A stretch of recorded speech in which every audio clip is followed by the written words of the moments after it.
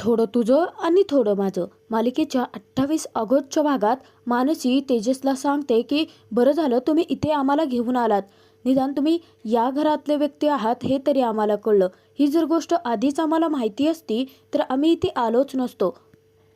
त्यानंतर मानसी तेजससमोर हात जोडते आणि त्याला विनंती करत सांगते की हे बघा, तुम्ही आजपर्यंत आमच्यासाठी खूप काही केलं आहे, परंतु आत्ता बस, आम्ही बघू आमचं काय ते. आणि ती निघून जाणार इतक्यात तेजस मध्ये अडवतो तिला. तेजस मानसीला सांगतो की मस्त वक्तृत्व आहे तुमचं. वक्तृत्व स्पर्धेमध्ये तुमचा पहिला नंबर येत असेल ना, परंतु आता ना याला नळाचं पाणी बनवण्यापेक्षा ना नळाचं झाकण बनवा. मस्त असं रागात राड्यात बोला. मानसीला काहीच समजत नसतं. तेजस तिथे सांगतो की अहो तेच तर करायचं आहे. आत्ता जे तुम्ही मला बोलत होतात ना ते सगळं रागाच्या भरामध्ये बोला. तेव्हा तेजस सांगतो की हे बघा, गायत्री वहिनी तुम्हाला इथे राहू देणार नाहीयेत म्हणून तुम्ही राहत नाहीयेत ना, परंतु जर गायत्री वहिनीने स्वतःच तुम्हाला राहण्यासाठी परमिशन दिली तर राहाल ना. तेव्हा तिथे मानसीला काहीच कळत नसतं. तर तेजसचा मास्टर प्लॅन असतो. सुनंदा तेजसची आई तेजसला सांगते की अरे तेजस, परंतु हे शक्य आहे असं कसं काय वाटतं तुला? आधीच लाडवावरून आपल्या घरात खूप वाद झाले आहेत. तेव्हा तेजस सांगतो की अगं आई, सोल्युशन आहे. मिस लकीचा, तुम्ही ना आत्ता एवढा मोठा जो निबंध माझ्यासमोर बोलून गेलात ना, ते मला आता रागात त्वेषात ईर्ष्येने बोला फक्त. तेव्हा मानसी तेजसला सांगते की परंतु मी असं कसं करू शकते? अहो तुम्ही असं काही केलंच नाही आहे ज्या गोष्टीमुळे मला राग येईल. मग मी कसं बोलू शकते तुमच्यासोबत रागाच्या भरात? तेव्हा तेजस सांगतो की खूप काही केलं आहे मिस लकीच्या बाई. माझ्या चुका जर मी तुम्हाला आज सांगितल्या ना तर तुम्ही माझं तोंडही बघणार नाहीत. तेव्हा तिथे संपदा सांगते की अहो तेजस साहेब, काय बोलताय तुम्ही? तेजस तिथे सांगतो की काय आहे, दुश्मन का दुश्मन अपना दोस्त होत आहे ना, अगदी तसंच आहे सगळं. तिथे आता सूरज आलेला असतो आणि त्यांचं सगळं बोलणं ऐकत असतो. तेजस मानसीला हात जोडून सांगतो की हे बघा, मी तुम्हाला आता विनंती करतो आहे, जे करेल ते सगळ्यांच्या भल्यासाठीच असेल, कोणाला काहीच त्रास होणार नाही. प्लीज ऐका माझं. तर सूरज तोपर्यंत आता त्याला 50 रुपये लुबाडण्याची संधी मिळाली आहे म्हटल्यानंतर लगेच तो गायत्रीकडे धाव घेतो बाहेर सगळा प्रकार घडलेला सांगण्यासाठी.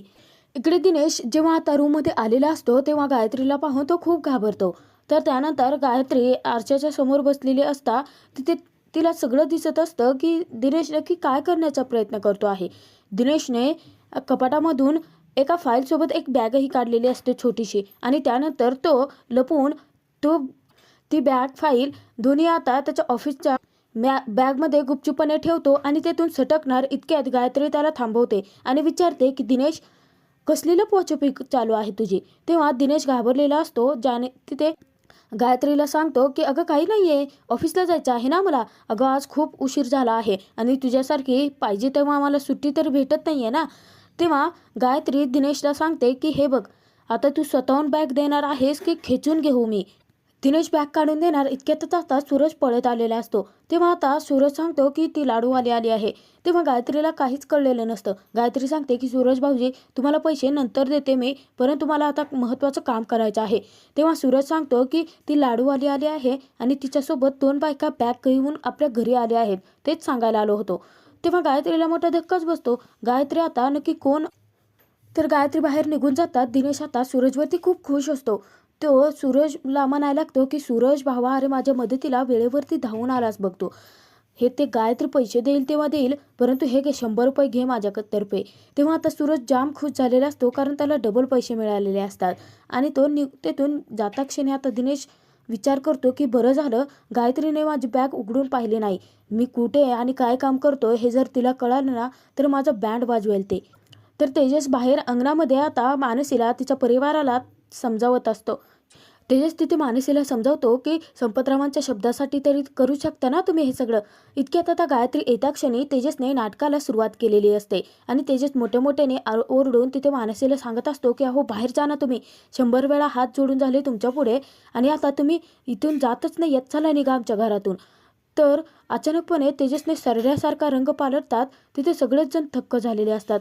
गायत्री तिथे मानसीला विचारते की तू इथे कशासाठी आली आहेस आणि या कोण आहेत? मानसी तिच्या आई बहिणी गायत्रीसोबत ओळख करून देते. तेव्हा गायत्री सांगते की तुम्ही जे कोणी असाल, परंतु इथे कशासाठी आले आता आमच्या घरी बॅग घेऊन तेही? तेव्हा आता तेजस मोठ्यानेच आरडाओरडा करत म्हणायला लागतो की अहो डोक्यावरचं छप्पर गेला आहे ना यांच्या, म्हणून इथे आले आहेत भाड्याने राहायला.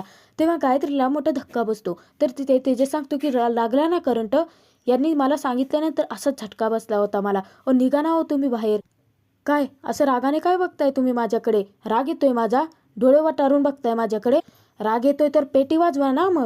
मुदाम तेजस नाटक करून मानसीला उकसवण्याचा प्रयत्न करत असतो की जेणेकरून मानसी ही चिडेल आणि तेजससोबत वाद घालेल आणि तेजसचं प्लॅन सक्सेसफुल होईल. मानसी ही चिडते आणि ती त्या आता म्हणायला लागते की ओ तुम्ही उगाचच अशा भाषेत आम्हाला बोलू नका.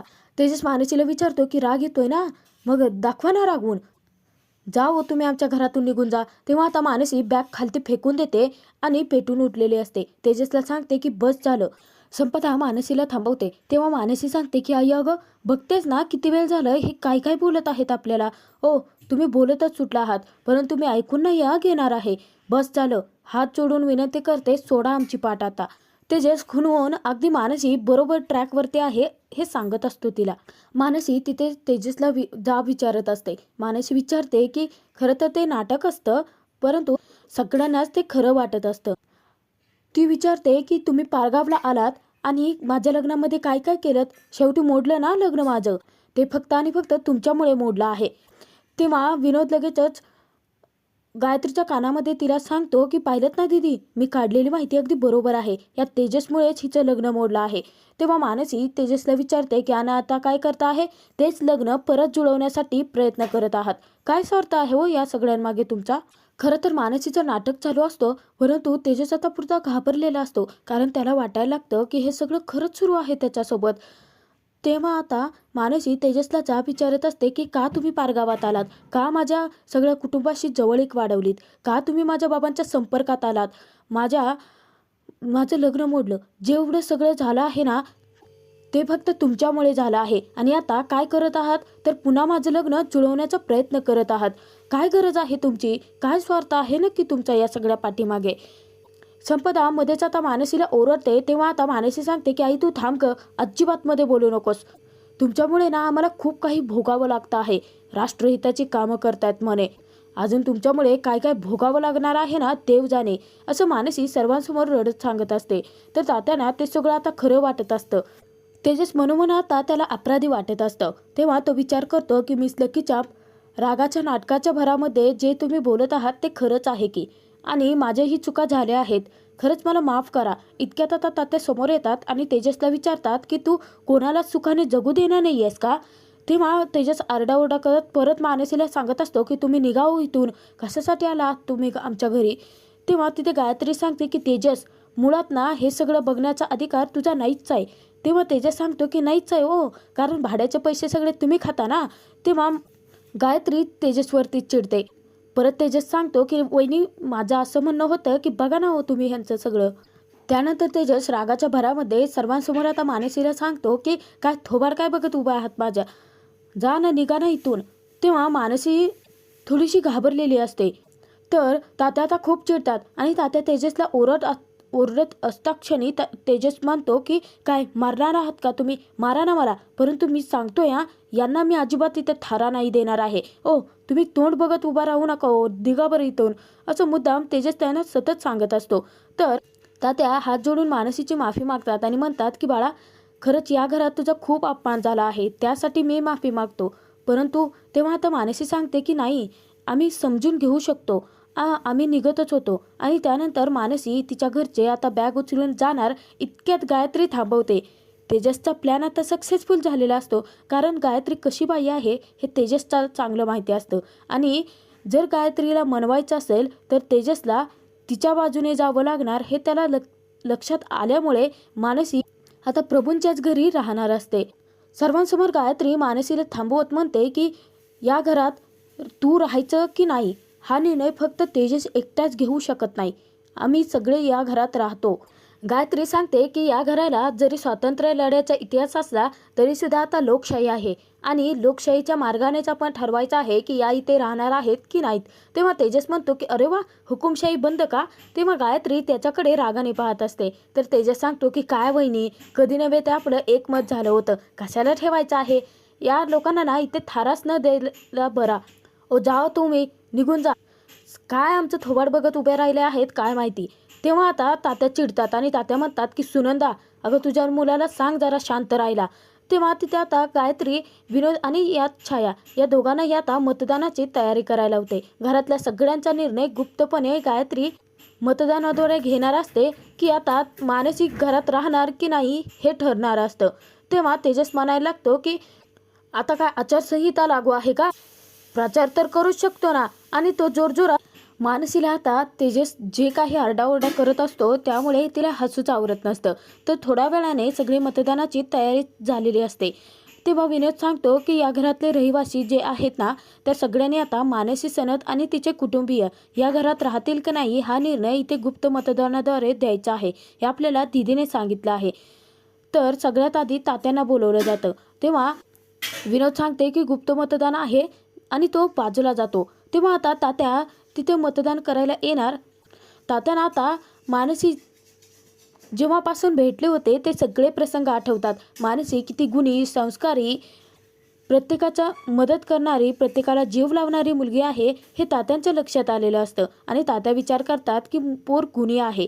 तात्या गेल्यानंतर तिथे सुनंदा म्हणजे तेजसची आई येते आणि ती आता मानसी या घरात राहणार की नाही हा निर्णय देण्यापूर्वी मानसीसोबतच्या पहिल्या भेटीपासूनचे सगळे प्रसंग तिला आठवतात की मानसीने तिच्याकडून लाडू शिकून घेतले होते. त्यानंतर तिने रॉयल्टी म्हणून 5,000चा चेकही आणून दिला होता. मानसी आपल्याला तिने किती जीव लावला आहे हे सुनंदाच्या लक्षात आलेलं असतं. जेव्हा मानसी घाबरून आता तेजसकडे पाहत असते तेव्हा तेजस हातवारे करून सांगतो की सगळं ठीक होणार आहे. तो मानसीला धीर देतो. परंतु तेजसलाही तेवढंच टेन्शन आलेलं असतं. त्यानंतर दिनेश, त्यानंतर सूरज, आभा हे सगळेच जण आता तिथे पुढे येऊन मानसीला या घरात राहू द्यायचे की नाही यासाठी मतदान करत असतात. तर त्यानंतर विनोद, छाया या दोघांचंही मतदान झाल्यानंतर तिथे विनोद समोर येतो.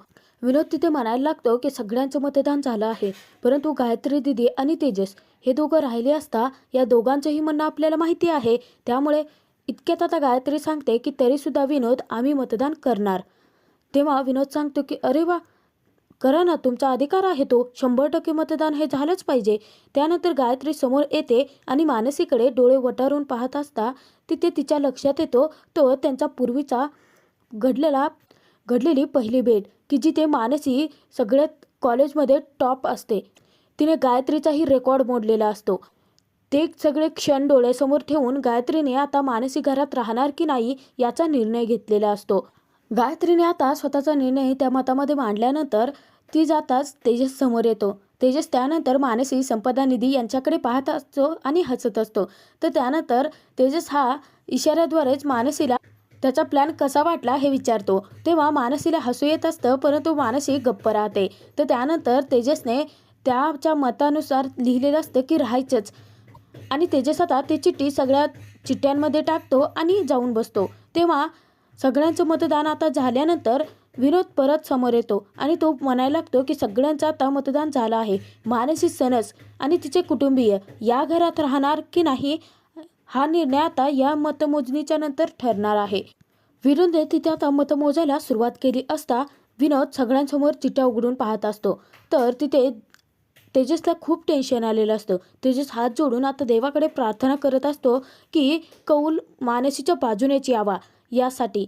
तर जेव्हा आता सगळ्यांची मतं मोजून झालेली असता तिथे विनोद सांगतो की 4 मतं मानसी सनस यांच्या बाजूने पडले आहेत म्हणजे राहायचं आणि 4 मतं राहायचं नाही असं आहेत. आता ही शेवटची चिठ्ठी, या चिठ्ठीत ठरेल मानसी सनस यांचं भवितव्य.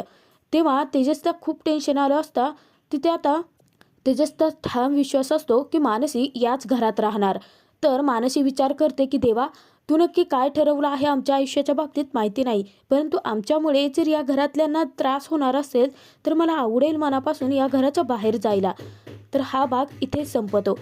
पुढील भागात आपण पाहणार आहोत की तेजस आता जेव्हा मानसीसोबत तिच्या रूममध्ये तिचं सामान लावत असतो त्याच वेळेस तेजस जोराचा ओरडत पाठीमागे सरकता मानसी आता खूप घाबरून जाते. मानसी विचारते की काय झालं राष्ट्रहित. तेव्हा आता तेजस हातवारे करून सांगतो की तिथे पाल आहे. तेव्हा मानसी तेजसवरती जोरजोराची हसायला लागते आणि तेजसला विचारते की काय, तुम्ही पालीला घाबरता? 1 मिनिट थांबा, मी हाकलते तिला. असं सांगून मानसीने झाडू घेतलेला असतो आणि त्या पालीला हाकलत असता तेजस दबक्या पावलानेच आता मानसीकडे येतो आणि तो घाबरलेला असतो. तेजस जेव्हा आता मानसीजवळ गेलेला असतो, नकळतपणे त्याने मानसीच्या खांद्यावरती हात ठेवलेला असतो आणि मानसी झाडूनेच आता पालीला हाकलत असते. अचानकपणे मानसी जेव्हा वळून पाहते तर तिच्या शेजारीच तेजस उभा असतो. दोघे आता एकमेकांकडे पाहत राहतात. थोडं तुझं आणि थोडं माझं मालिकेचे एपिसोड पाहण्यासाठी चॅनलला सबस्क्राईब करा.